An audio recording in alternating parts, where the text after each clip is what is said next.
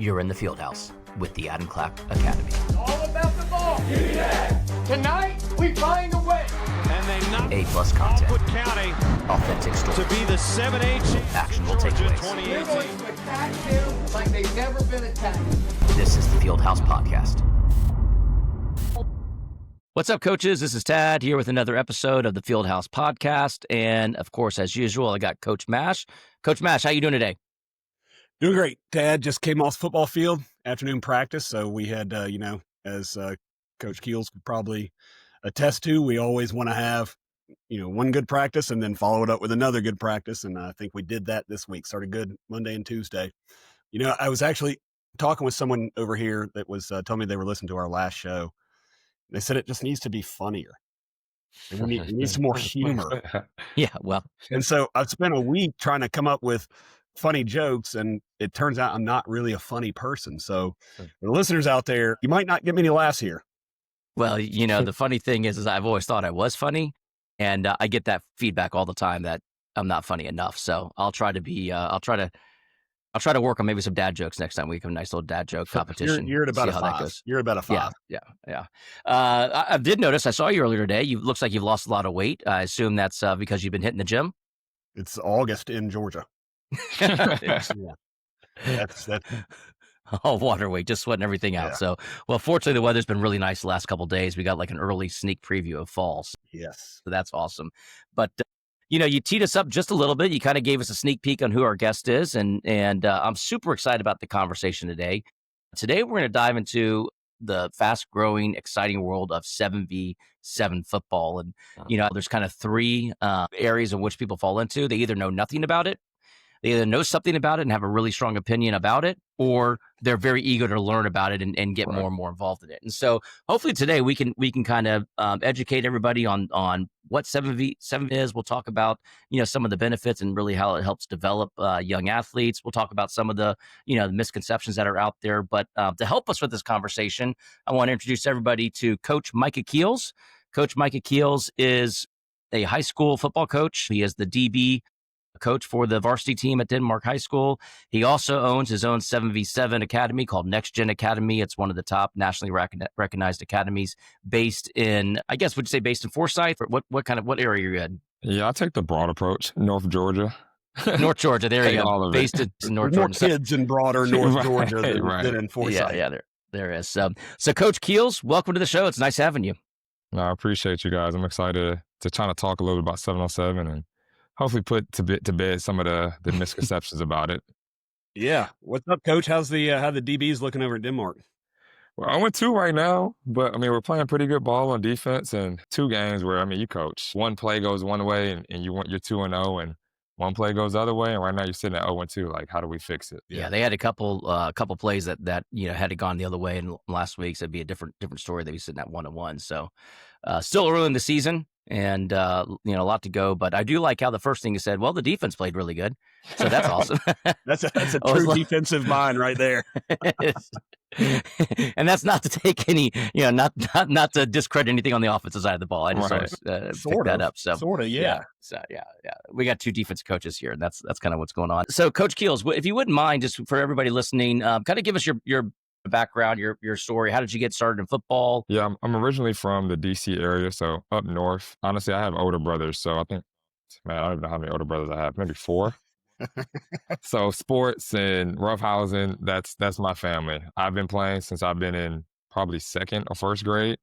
And I've always been that kid where gone to my older brother's games, that kid on the sideline, running up and down the sideline, playing with other kids that have brothers or older kids. I was a 3-sport player in high school where I did football, basketball, and track.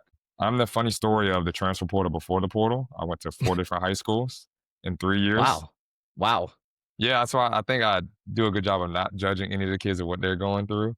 Mm-hmm. Probably the same way I was chasing certain dreams, chasing scholarships, coaches selling me dreams. Hey, you come here, we're going to get you scholarships. End up going to military school for the last year and a half of high school, which was what you can imagine, a 16-year-old kid going to military school away from his family, girlfriend. I think I cried the first 2 weeks not having my phone, but worked out in the end. Honestly, a lot of what I learned of going to different high schools and then kind of getting the discipline from military school has shaped what I'm doing now. Ended up going to University of Richmond, playing corner on a full scholarship. Played 4 years there. Had a pretty bad injury my last year that kind of took me out of playing. And then moved down here and kind of got into coaching ball just because that's my passion. I enjoy being around the kids and kind of giving them what my older brothers gave me. Yeah, and that's interesting because, as much as you interact both on the Denmark team and in your the next gen, those experiences, the 4 high schools, the military, the last 2 years, I mean, the military school, those are experiences you bring to the table and that broad set of experiences because you see a broad set of kids. And I think that's Mhm. you've kind of been there, done that with a lot of stuff. And so that's a great way to guide those kids. Yeah, and I think it's interesting because when you're in it as a kid, you don't even realize it. I'm just going through life, you know what I mean? Mhm. And now I'm looking back and I'm like, oh, okay, this now it connects. It all goes together. It's all the Mhm. systems. And I could see why, just again, having been kind of knowing you and been part of your programs, can see why mentorship's pretty important to you to help try to give some kids some guidance. Not make decisions for them, but help give them the resources and tools so they can make decisions for themselves, and hopefully ones that that lead to better outcomes for Right. them. So, well, let's dive into the world of 7v7, and if you wouldn't mind, maybe just kind of give us a definition. What is 7v7 when we're talking about it? So for me, even when I do our parent meetings for our new parents coming in, I describe it as a fast paced football game. It's all about open space, all about playing in space, who can move, who can run. And I think that's where the game is going. It's obviously pass first. You're working route concepts, you're working reading the field, different coverages. But the base of it to me is the fast pacedness of it. It's a little bit different than your natural game. And then the open field ability of it. There's so much more you can get for a DB of 7-on-7 and being able to see those concepts and see the field from it. And same thing for any position. Receiver, seeing those different coverages and having that space. And then even for our program, we emphasize it's not tackling, but even the tackling of it. In practice, we do plenty of stuff where we tag off on the hip and have to work closing the space. You see it all the time where in 7-on-7, kids are kind of lazy on thinking tackling doesn't matter. And a kid will catch a hitch and turn it to a 40-yard touchdown 7-on-7. That happens Yeah, on Mhm. Friday nights. That happens on Saturday nights. That happens on Sundays. you still got to fit up the tackle. I mean, Right. even if you're tagging off, you got to fit it, right? And how you Near do it hip, near matters too. shoulder. If you're just running and tagging off, that you miss tackles like that. If you Absolutely. get your shoulders over top of your toes and have an athletic position, you make more tackles like that. So I mean, I So think it's interesting. I mean, even as far as not just the players for it, I know coaching wise for me, it has made me a better coach because of the fast pacedness of it. I have to think strategy quickly. I have to figure out a team in the first drive or two. I don't have till halftime to figure out a drive. So if I don't figure out a team before the first 2 drives of what they like and what they're going to go to and who are their guys, we don't have enough time to win the game. That's interesting. Yeah, very interesting. Very interesting. Yeah, it's like, you don't have the all right, this is a rundown run situation. Right, We know that ain't right, coming. right. yeah, maybe real quick, kind of talk a little bit about some of the differences in the rules of 7v7 versus traditional football. So a big thing that a lot of people get confused on is actually not 7 guys on both sides of the field. I constantly get this from parents where it's like, hey, we have 5 guys on the field on offense. They have 7. Typically, it mimics enough of natural football. There's always 5 eligible receivers. So there's going to be 5 receivers on the field. Our quarterback is going to make our 6th guy. And then there's an imaginary center that makes it 7. So the defense is always going to have 7 actual defenders on the field. Our offense is going to have 5 receivers and then the quarterback to make it 6 and the center to make it 7. Most of the games are probably 20 to 25-minute running clock. That clock usually never stops unless it's a bracket play type game. So as soon as the game starts, they're rolling that thing through. It's 3 downs for a first down, and every first down is about 15 yards. So naturally, that makes you have to work a little bit harder, but it's also a little easier just because you have more space. You're not really running. I think the interesting thing is some tournaments actually do it where you get maybe one run a game, but you usually typically get one blitz a game. That's a little hit or miss. I like it because, like I said, I'm a strategy guy. So I'm always thinking, when do I use that blitz? What's the most important time? I know some guys will always use it on third down. I don't like using it on third down because people know it's coming on third down. I Mhm. like using it on second down, getting you to third and long, and then now making you work. Yeah. So it still has that strategy feel to it. And then honestly, from there, mostly teams, you kind of get the both sides of it. You get some teams that are just going to throw the ball up and they have really good guys. You have some teams that really work concepts that sometimes their kids are not getting at their school because maybe they run a wing T, or maybe they Mm. run more of a I formation or tight bunch formation. And now I know even for our program, we've had some kids that, played quarterback in high school, and his senior year he played with us because he knows he's transferring to receiver, and it helped him develop a lot as a receiver. And now he's gone to Jacksonville State as a receiver and transferred to West Virginia as a receiver. So the Wow. concepts you get, the fast pacings that you get is going to help you develop. Yeah, and the one thing I've noticed is, again, it's that fast pace, that running clock. So, and this will be kind of music to Clack's ears. I'll love to hear this. But when you got to practice with NextGen, I mean, they're working tempo, right? Because they want that offense moving fast. Because you don't have a lot of time to sit in a huddle and try to decide, what are we going to run next? And I hadn't thought about this. You do have to think quicker. Yes.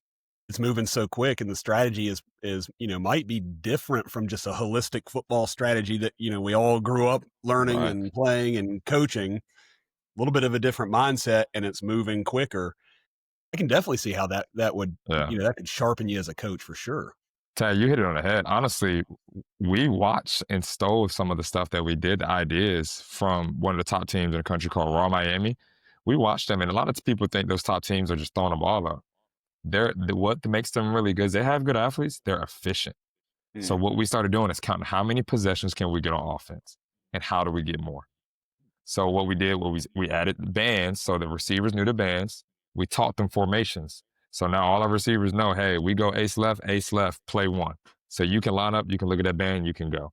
Yeah. All our teams know a certain amount of quick game plays that probably our 10U kids, all with the right 18, you can say, hey, Hornets is hitches. Or, you know what I mean? This is slants is this call.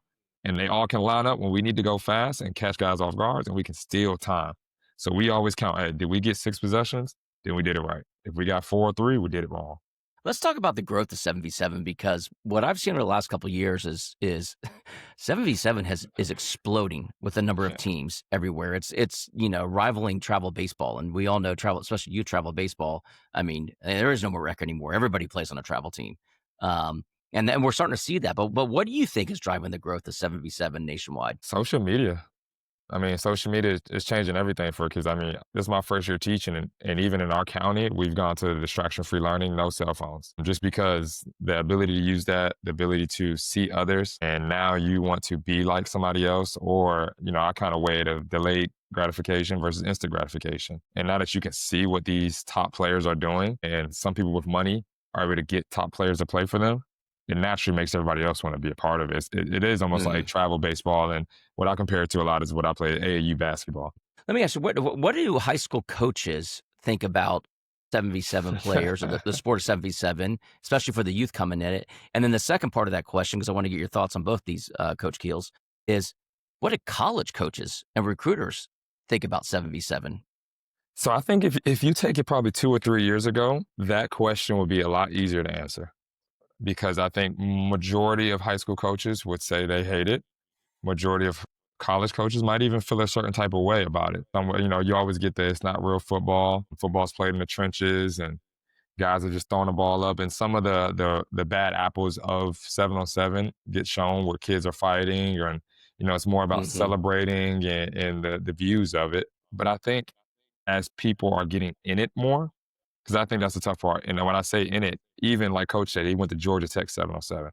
That has helped the game develop for 7-on-7, because now it's to the point where colleges are actually throwing tournaments for schools to come to. And now it's getting to the point where colleges are throwing tournaments for travel programs are coming to. So University of Nebraska actually threw it this year, where they had travel teams, probably about 15 to 20 of the top travel teams in the country come Really? play in a tournament. Yep. Not high school teams. Like Georgia Tech does high school teams. University of Nebraska had travel teams. So Wow. I think people are actually seeing, one, it's a recruiting tool. That's Right. absolutely that's a funnel. That's a funnel. Let's be honest, that's why Nebraska does it first, right? That's a recruiting tool. You get all these top prospects on your campus. You get to show off your bells and whistles. You get to show your facility. You get a chance to recruit them without breaking any rules, right? Then you have the NIL that plays a part of it. Now these brands can get into it, and now they can spend money. These brands are connected to the colleges. It makes it work for both sides, right? And then lastly, which is sad as last, there is some skill development. Because I would think, Coach Max, you guys probably do 7-on-7 at practice. I know Every we day. do. In college, I did 7-on-7 all the time in practice, and then in the pros, they do it. So there is some benefit to actual skill development and working it if you're doing it right. Yeah. Yeah, and I think if someone tells you I am against 7-on-7, my guess is they're probably afraid that it's going to teach bad habits. And I think if the whole 7-on-7 community can kind of move out of that perception that it's Right. just developing bad habits and kids that go back to their school and now they don't tackle well or they don't cover the run, they don't play run well, they don't think about the run. If you can kind of knock down that mythology around it, I think Mhm. you probably turn the corner with a lot of coaches. Understand that it can be a very useful tool for your team, for Mhm. Right. your And you players. hit it on the head, and I get it because I mean, I coach it, but I coach high school, and I plenty of times where I see some of my kids that I don't care if you play on my program or a play program that come back with bad habits. Mhm. But to be honest, if I mean you coach long enough, there's places everywhere in real Yes. football that you can have bad habits, or sometimes the Mhm. coaching isn't up to par, or sometimes players are players.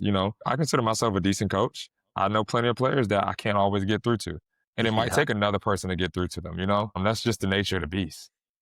That's another good point too. It's I talk about this with I've got a son and I coached him through baseball, basketball, football up through his freshman year or so. And at some point he just stopped listening to me. He'd heard my voice every day at practice for years and years and years. Well, it might be a similar dynamic taking place where it might be good just to hear, get some work from someone else's voice Mhm. than that high school staff that's there with you all summer, all fall, through the winter and that sort of thing. So, I think that's a benefit. Just another voice, another perspective helping.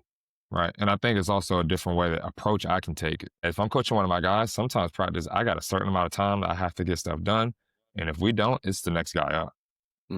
Mhm. At 707, hey, I can give guys second, third, fourth chances that they might not get at school to actually get those reps and develop.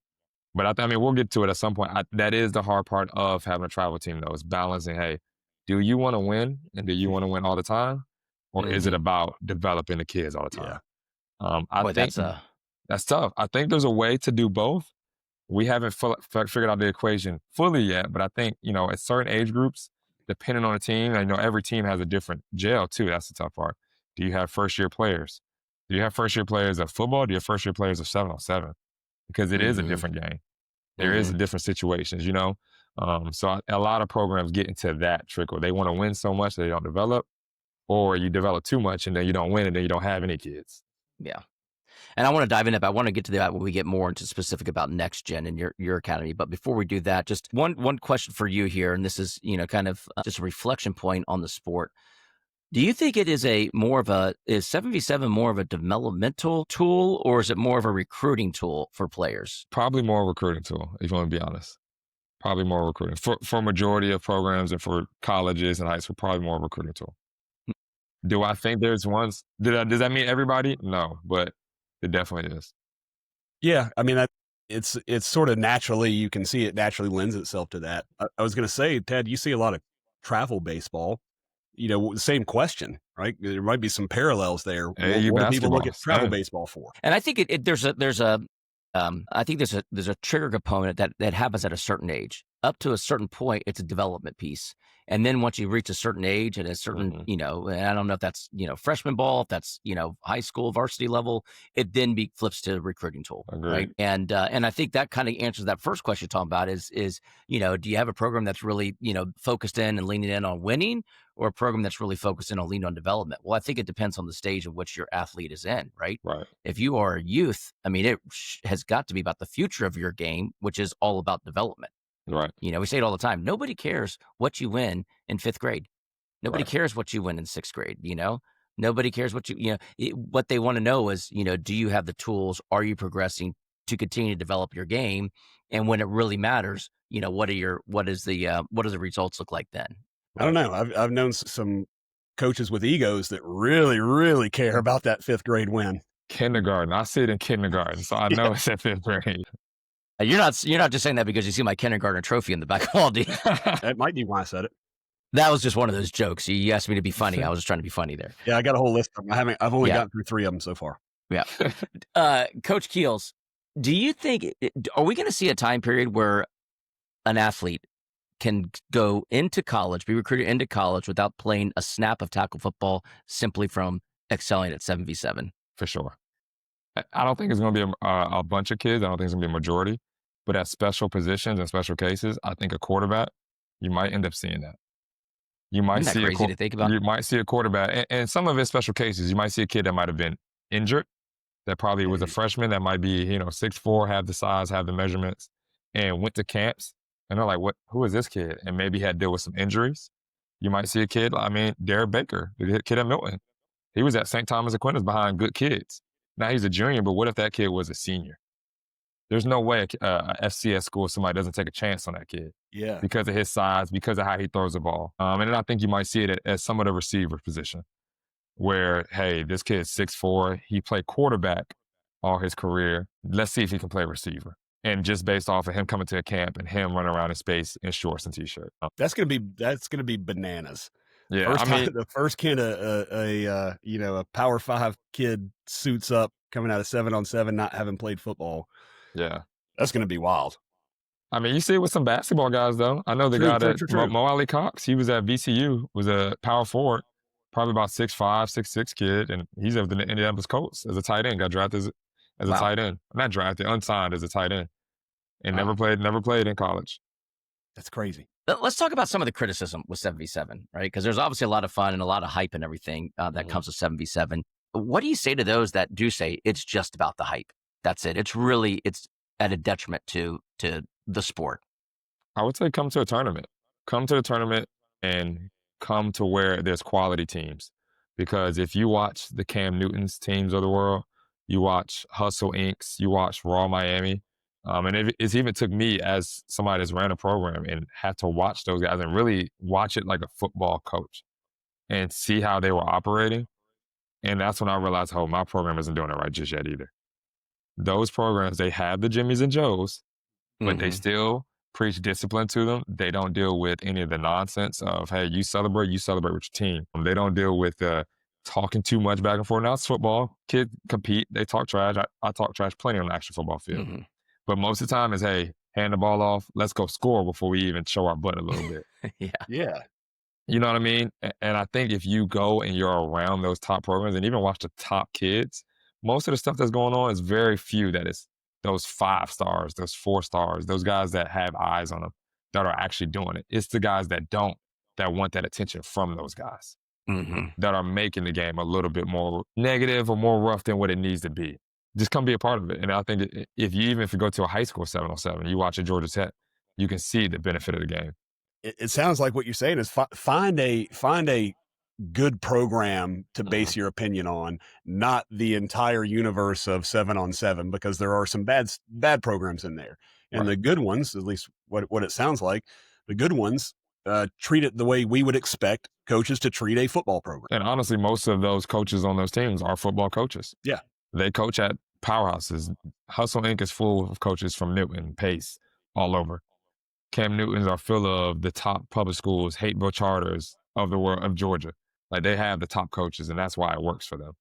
Yeah, and it just doesn't help when social media or news outlets like to pick up on the one or two few negative things that happen Right. out at a 7v7, which, in my experience, I've never even seen. And I've been to, nowhere near as many as you, but I've been through 2 seasons of 7v7, and the experience we've had has been nothing but, like you said, fun, elite athletes, fast pace, kids having a great time, super competitive, high energy. Yes, do you see a bad coach every now? Yes, yes, you Right. do. But but you do that in every sport.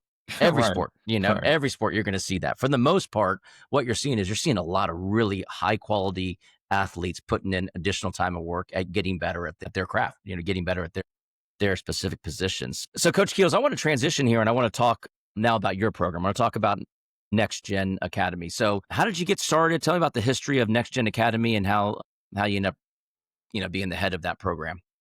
So I kind of got started as on the bottom of it. I joined a program called YPL Elite. That was kind of started by Quincy Avery. He's one of the big quarterback trainers, in the country. Mm-hmm. Him and Coach Rice, who coaches high school ball actually at Creekside and has played at Sanford and been a part of 7-on-7 for a long time. They brought me in, and I was the bottom guy. I was the 14U B team type coach. Do anything you need, pick the kids up, kind of fly myself to tournaments sometimes. If they had a place for me to stay, cool. If they didn't, they didn't. Whatever it takes. Yeah, whatever it takes for them to show me the ropes. I had the approach of, I was in Forsyth and there's not a lot of trainers and there's not a lot of skill development in Forsyth. I thought I wanted to start my own, but I said sometimes you don't know what you don't know.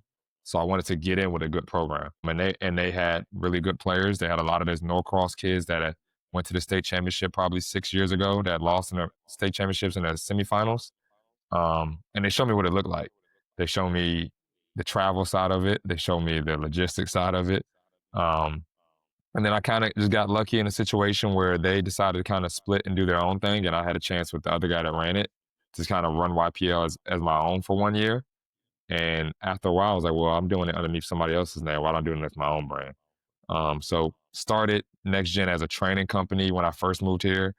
Finally got a chance to, hey, let's make this thing a bigger brand and let actually put me on the stage and some of the hard work I did and some of the people that I want to bring in around it. And some of the ideas of, NextGen is obviously focusing on the next generation. We talked about my upbringing with my brothers being a big part of my life. And that's the role I want to take for our kids. I want to be that big brother. And that big brother role is different for everybody. Sometimes that big brother is going to hold you accountable and you're not going to like what he says. I mean, Tad, you've been around me. Sometimes I'm going to tell you the truth and you're not going to like Mm-hmm. it, but it is what it is. That's going to make you better. Sometimes, even when you're wrong, I'm going to love on you and say, hey, I got you. I'm going to pick you up and I'm going to show you the ropes and, just come with me and let's get there. Um, so being able to kind of take it over, honestly, has gone bigger and grown faster than I ever expected it. The people in Forsyth have kind of hopped on and followed me. We've kind of started to expand a little bit and have Fulton and have Hall County. The guys in Cobb starting even, we have kids that travel 2 hours to come play with us that are Stockbridge and McNutter and lower. And I think some of it just goes to kind of what we talked about of my upbringing, who I am, and the people around me that I want to have that same thing. Mm-hmm. I'm okay with starting from the bottom and doing all the dirty work. Typically, I've learned as a coach, be the first one there, be the last one out. So I'm setting the fields up. I'm not asking my assistants to set it up. I'm breaking the field down. I'm not asking them to do that. If it's coaching, Tad, you've seen it. If I have to coach every team, I'll go coach every team. Mm-hmm. Because to me, it doesn't matter of who gets the credit as long as the job gets done. If the job gets done and everybody's happy, we're good.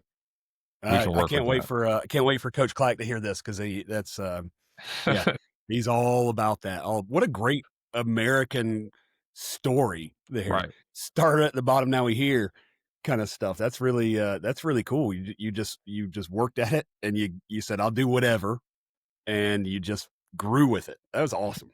I think that's a hard thing to learn too. Like, and that's what we're trying to teach our kids is one, I know we talk about the balance of winning and, developing our kids, but honestly, I think they go together and it's not all the time. We have age groups that some years they're not good and some years are good.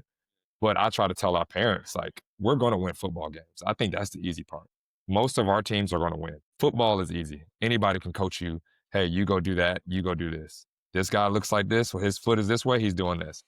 I think all the things that it takes to win is what I try to get through to our program. And I think that's the hard part, right? For Yeah. kids, when they see it on social media, and sometimes they don't like the way I'm doing things, but it's a process to it. And I learned the hard way that you have to follow that process. Mm-hmm. You got to learn how to follow that process. Or a lot of players before it clicks for them, they'll give you everything they got, both mentally and physically, one day, and then the next day it's like they've never shown up before. Right. And it's hard. Yeah. You have to learn how to consistently work whatever your process is, whatever you're being asked to do. And to me, that's the muscle that's the hardest to build with players is how can they consistently put themselves in the best spot, both mentally and physically. Right. And let me tell you, I'll brag on Keels for just a little bit. I mean, because you hear it, but this man has got a work ethic, right? He's willing to put in the work, and I've seen it firsthand. So not only is he, a high school teacher by day, a high school coach by night. He has 4 kids, all under the age of 6. On his off nights, I see he's constantly pushing people to come out to DB training out at Denmark. On the weekends, he's doing DB training. So my son was out with him last weekend doing DB training. He's got his kids in the stands, sitting under the shade, feeding them while he's out there, teaching. This is the mindset of that that you want to be instilled to your kid, right? Is that this is what it takes to be successful. And it's funny that we contrast that because we're talking about 7v7 and we're talking about, well, 7v7 is a great recruiting tool. And there's all these things that you see on social media. Yet we've mentioned this in several podcast episodes in the past. Social media is such a difficult double-edged sword, right? Mhm. Yes, it can Mhm. be an invaluable communication tool. It can be a great tool to help showcase what you could do. But for those that are, going through the process and learning the process, being patient gets so difficult to do when it feels like somebody else is already there and you're not quite what that person is and you don't have that skill or you're not, it's all the things that you have to do that never get shown, which is going to lead ultimately to you being the best that you can be as an individual. And I always try to measure it. Don't base how good you could be on what somebody else is. How good do you Yeah. feel at the end of the day? Do you feel like you can go to sleep, rest easy, knowing that you gave 110%? Mhm. Because if you did, that's all that matters. And Yeah. and and Keels is someone who does that on a daily basis. I So just appreciate one that. correction. You said it's a social media is a double-edged sword. I'm gonna say it's a double-edged nuclear bomb. 'Cause it can blow your stuff up. Yeah, no, it definitely can. It definitely can. I'm getting a little off. I'm going on a tangent here, but let's talk about. Let's talk about you. You mentioned the expansion of NextGen, Forsyth, Fulton, Hall County, Cobb County. Tell me what does the size of the program look like now? How many number of athletes, age groups, that kind of teams? So we're 10U to 18U. I think last year we had maybe about seven teams. So we're probably averaging around 110 to 125 kids in our program. I think the key to our growth, honestly, has been building the brand, building it like it's a company, having stuff people can kind of gravitate towards. And I know some of it's corny. We talk about more than sports. We talk about this year. Our theme was, hey, us versus us. Some of our kids, they tag us on Instagram and they put Gen Way. We try to make it a family as much as we can. Gear, how they look, how they feel. They tag each other, they put it in their bio. The more they have that family feel, the more everybody wants to come be a part of it. Just going to tell you, if you play for Next Gen, you're going to be dressed very nice. This man has very good uniforms. Gotta have the pop. The colors pop. Yeah. The blue, Hell the yeah. orange. That's what kids like. That's what I like. My kids like to look good. My son likes the lime green and the popping orange. So I think that's what has helped us grow so much. And then some of it is the dirty work and the work ethic of not just me, of our coaches. We coach all over. We're in the parks. We're in the feeders. They see us around. I was taught that by the former president of Sharon Springs Park is the more that they see you, the more that they want to be around you. I take my Mhm. sons everywhere. And people see my kids everywhere. We go to the basketball games, my sons go. And some of it is for people to see us, but it's also for my kids to see me and see the respect I'm giving to the people I know. Like I don't have to go to a basketball game at 7:30 on a Friday night. I'm off season. I mean, I like basketball, but not that much sometimes. But it's for my kids to see it. It's for the support that I try to give to the community, and hopefully we get it back, which we have so far. Yeah, but we say that all the time. Just is being present. We have a goal since coach showed up in March and we started getting on the field with kids and engaging with them in around April time. The goal was 100 touch points with our youth program Mhm. and our middle school kids. And the touch point means, again, just being present, just being there. Coach Clack just came in. He was out there with the three feeder teams, three Parkview feeder teams are out there practicing. Mm. And he was out there with them and he had some of our players with him. So again, just being present, like you said, just being there. They see that you're there. They see that you're pouring into them. You're investing yourself into them. And that Mhm. builds loyalty and that builds, that proverbial will run through a brick wall type stuff. And Coach Keels, you mentioned it, and I want to kind of just ask you again, kind of what is it specifically you think that sets Next Gen? You mentioned so many great programs out there, and you mentioned some of the culture thing, but what is it that sets Next Gen apart? I think is that I truly think our program believes that it's bigger than football. We try to have 3 touch points, right? We try to affect the game of football and make it better through how we develop our kids and try to get them to go to college. We try to develop the people of our program. So we try to make our kids better through our mentorship program, through how we mentor them and guide them and be role models for them. And then we try to make our community better, right? We do donation drives and give back. We host middle school tournaments and try to get people to come out and be a part of it and fellowship together. I think with COVID and with social media, a lot of people have kind of missed the opportunity to be in front of people and get to know people. And honestly, in Mhm. school, we talk about collabing and collaborate with people. that sometimes some programs feel, hey, it's next gen, it's hustle. We're competitors. In my eyes, we're not. We are all on the same mission. I want their kids to do good. I want our kids to do good. Some of our kids might go play for them. Some of their kids might come play for us. If our goal is to better what we are doing and make 707 a better fit and makes people actually respect it, we all have to understand that we're in it together. And that's what we try to do the best at is, hey, okay, we have to balance who our kids are as football players and understand if we're honest about it, their lifespan of being a football player is super small. Their lifespan as a human being is way longer. So if we focus just Yep. on the X and O's of it, then we're doing it wrong. Yeah, it's the mission is bigger than winning football games, and it's a broad mission, and that's just, I mean, But it's coach, no I'm sorry, doubt that you've grown the way you have, right? but, But but that's an coach, important mission. yeah, I'm to be honest, coach, even hearing myself say it at 28, hearing myself say it, I still think it's cliche. I remember myself as a kid, Shoot.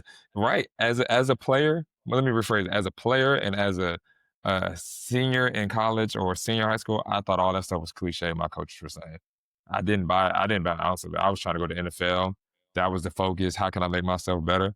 And then until you hit a certain point, and I don't know if it's having kids, I don't care. I don't know if it's just a certain age where your brain develops that you have like a certain amount of selfishness that comes about, then you really get like, okay, football actually does teach you a lot of lessons about life.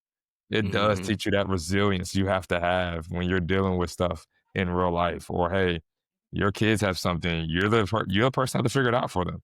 Or hey, your Yeah. family needs this done. You're the one who has to figure it out. Or work isn't how you want it to be.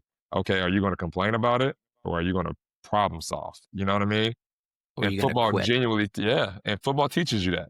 And Yeah, sometimes we miss there's that point. no better avenue to teach failure, because every single player on every single roster is going to fail at some point in the next week, and Right. they have Mhm. to learn how to deal with that. So, Coach Keels, how do you measure success? How do you measure wins and losses? Obviously, hearing you talk and everything, I know it's not just about what the score says. Right. I think that's the interesting question. That's where I was gonna go next with is how do you define success? I know it's constantly have changed for me. It is went from, hey, I'm a sophomore in college, to having a pretty good career at a decent school. Hey, I might have a chance to be in NFL, to getting a major injury to my leg, and saying, "Oh, well, that's not gonna happen.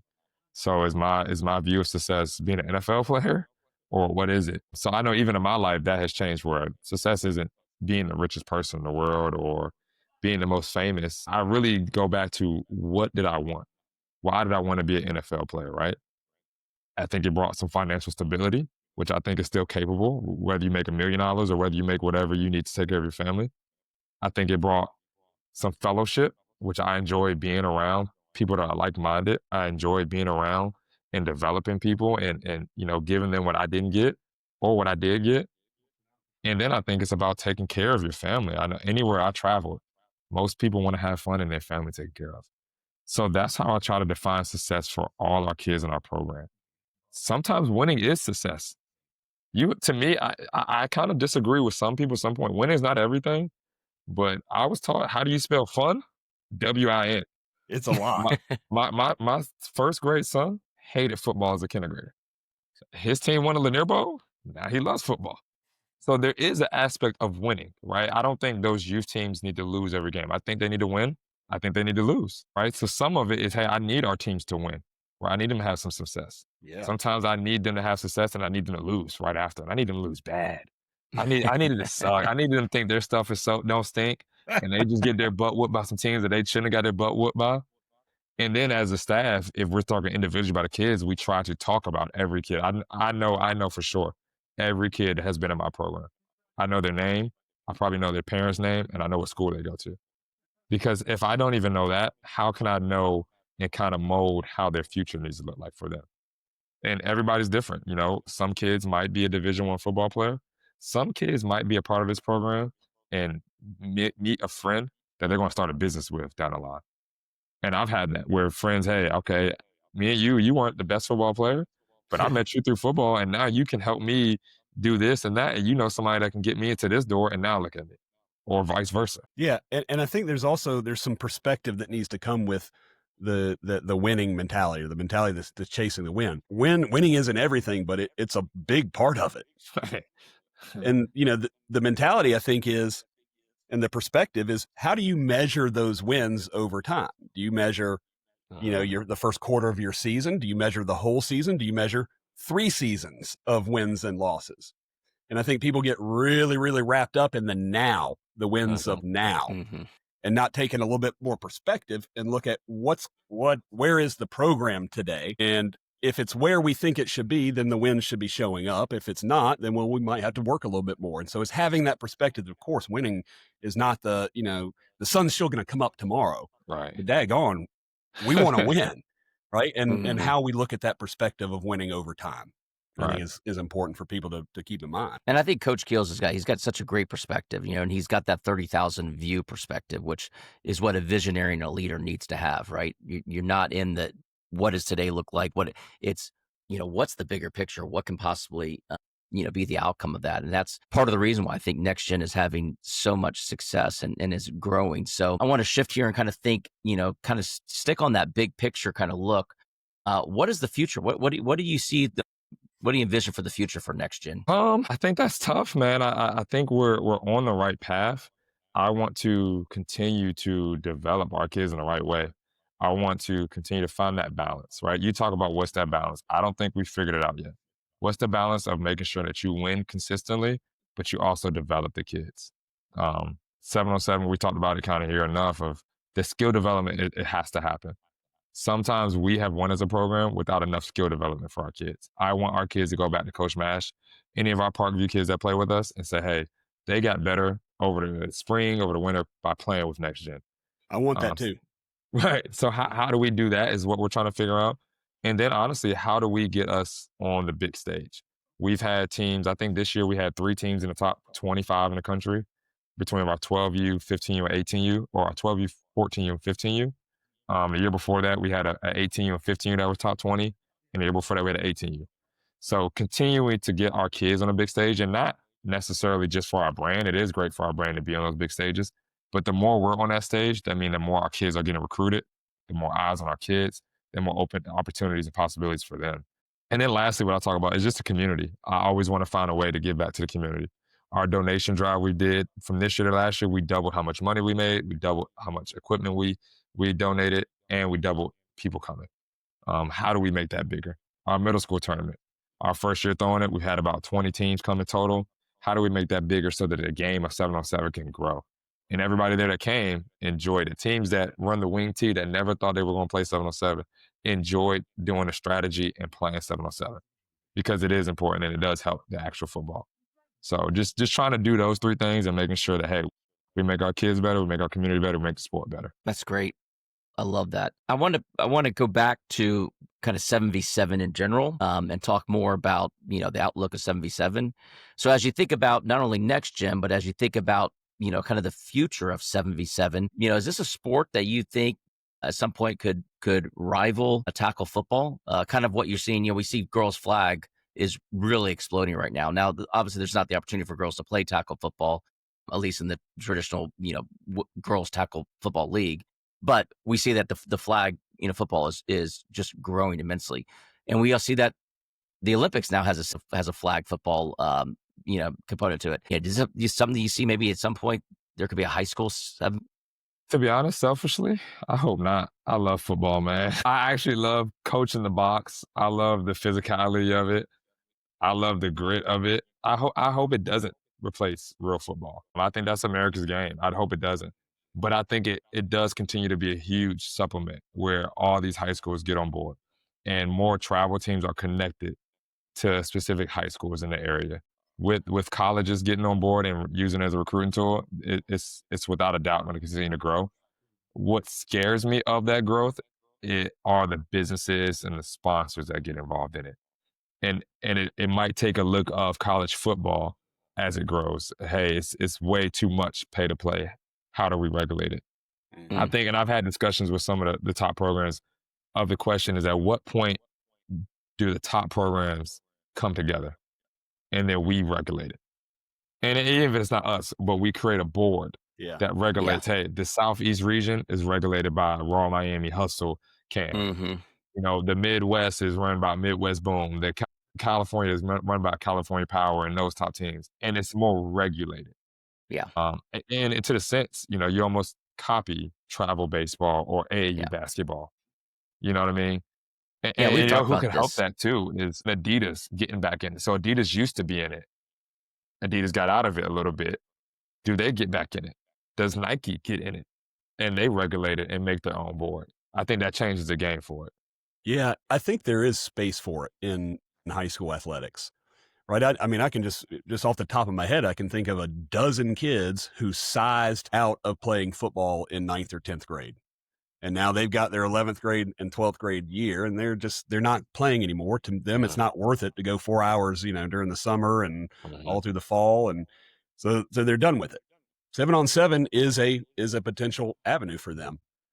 For some of those folks, I would be worried maybe about some cannibalism, between players. You might have a burning receiver who just does not want to show up for those 4 hours, Right. June and July every Right. morning. So, hey, maybe it's a little bit better if I go 7-on-7. I would hate to be that kid's coach on the 11-on-11 team and lose Mhm. him to 7-on-7, but it's still football. Wrapping up here is what do families need to know who are thinking about, there's so many different programs out there. What do family needs to know before committing to a 7V program? What should they be looking at? What kind of questions should they be asking? I would say go to tryouts. Go to multiple tryouts. And I know some programs don't like that. They try to keep all the kids. Go to tryouts. Come to a next gen tryout, go to a Cam Newton tryout, go to a grind factory, go to one you don't know. And see the different level of competition, see the level of coaching. I know that's something that we've continually tried to emphasize more is that we actually want our tryouts. We want the kids coached. And it's honestly because in my eyes, it's also an audition for us. We are auditioning your kids for sure, but you have an option. Like at the end of the day, you are paying to be a part of our program and you want a certain product and you're the customer. So come to our tryouts and see if we're actually coaching hard, if we know the X's and O's, if we talk the way that meshes with you. Um, I would say and ask other programs. Most of the top programs or most good coaches in the programs aren't going to badmouth other ones. They're going to be honest. I can tell you, Hustle Mhm. is a good program. Tony Ballard runs it really well. Zilla Zoo is a good program. The guy that trains over there and runs it well. If you play for us, them, or Hustle, you're not doing it wrong. Honestly, at that point, it's where do you fit on their depth chart, as for say, because we do have a depth chart for especially for our older Mhm. kids. Where do you mesh with their age groups? Because some age groups, I coach specific age groups. This year, I specifically coached a 12U, so they got more of my time. Last year I coached the 18U, so the 12U didn't get all of my time. So if you're a 12U parent and hey, let me meet this 12U coach and see what he's about. Let me meet this 18U coach at a tryout and see what he's about. I think that would be the biggest thing is actually coming out to tryouts and seeing it. So, kind of closing here. What do you say to anybody that's on the fence right now? Why would they come to 7v7 specifically? Why would they come to Next Gen? Why to come to 7-on-7 is that it's growing. When you have University of Nebraska having 20 of the top teams at their event, That's that wild. says enough. It speaks for itself. Yeah, it's Um, unbelievable. why I come to Next Gen is because we do have that balance. We win. We have really good coaches. We have really good players. But we also develop you. We develop your skill and we develop you off the field. And I think that goes farther than anything. When you're taking young men and you teach them that they have to always have a moral code and they're going to be held accountable and that they have people that they're responsible for. And we talk about all the time in Denmark is do your job. When you don't do your job as you've been taught to do your job, you don't just mess up yourself. You mess up the guy next to you, the guy next to you, next to you, the guy next to you, next to you, and you help the people behind you. Our Mm. kids, especially our older kids, know they are setting the foundation. And they're setting that foundation for that 14U kids that are coming up, the 12U kids. And if you come watch any of us, they all interact. They all love each other. They all enjoy seeing each other play. And it really does build that team culture. So when they go back to their teams, they know what to expect. Well, here's what I would close with in saying. if you want to be a part of a program where the person in charge is someone who exemplifies resilience, exemplifies hard work, has a mindset that is brotherhood related, thinking about others, putting others first, getting community involved, those type of things, then Coach Keels is the guy for you. And trust me, he's going to hold your kids accountable, but in a good way. And as a parent of a young athlete, I want a coach who can hold them accountable in a good way, right? And get the best out of them. And that's what Coach Keels does. So I'll tell you. So one thing's been going through my head this entire time we've been chatting is I would like to go and I would like to ask each one of Coach Keels' players who their favorite coach is. And I can show you a I video. would bet my It's next not paycheck close. it's Coach Keels. It's not close, Coach. One of our coaches took the bet against me. We did it on Instagram. And we did, who would you want to give the speech before the championship? And who's your favorite? It's not close, Coach. I believe I'm telling you. It's in my head the whole time. Like, his kids must love him. It wasn't Coach. I've worked on my poise. He's up there. Coach Hogg and Coach Miles are close. Now, Coach, my poise, I've worked on my poise. So I think my kids are helping me because the screaming and yelling. I'm so much, Coach Tad, you can tell them I'm much better. I'm much better. Yes. But when it comes out, if you need it. Right. That's right. When it comes out, watch out. That's it. Coach Keels, tell everybody where they can find you. We're mostly on social media. I think it's next_Gen Academy. Most of our stuff we try to keep up to date with our tryouts and stuff. We also have our website, which is just nextgenacademy.com. And then I'm also on Instagram on Coach Keels. I think 4 is my Instagram, and my Twitter, where Twitter I'm mostly talking about boxing on there. So you might not want to follow that. Yeah, I'm about to stalk the Next Gen accounts all evening. I'm fascinated. Yeah, there's so much stuff we could have dived into. We really didn't even get a chance to really go into it. But it's a very fast growing sport. It's having a big impact on the development of young football players. It's certainly shaping up and kind of changing the way recruiting is done. Colleges are embracing it. High school programs are embracing it. So anyone from a 10U up to 18U, if you're serious about the sport of football, it's time to really start thinking about 7v7 and figuring out where is a good place for you to get involved. So Coach Keels, I appreciate your time today. Thank you so much for joining us. And we'll get you back out there so you can get working with Denmark again. And because I know you guys got a lot of work to do this season. And Coach Mash, same thing for you. Let you guys go because I know Parkview's got a big game this weekend against West Forsyth. So yeah, it's going to be a fun one. Coach. I need that film. Got it. It's going to be a good one. So, hey, guys, thank you very much. And coaches, we'll see you out on the field. Appreciate it. Thank you.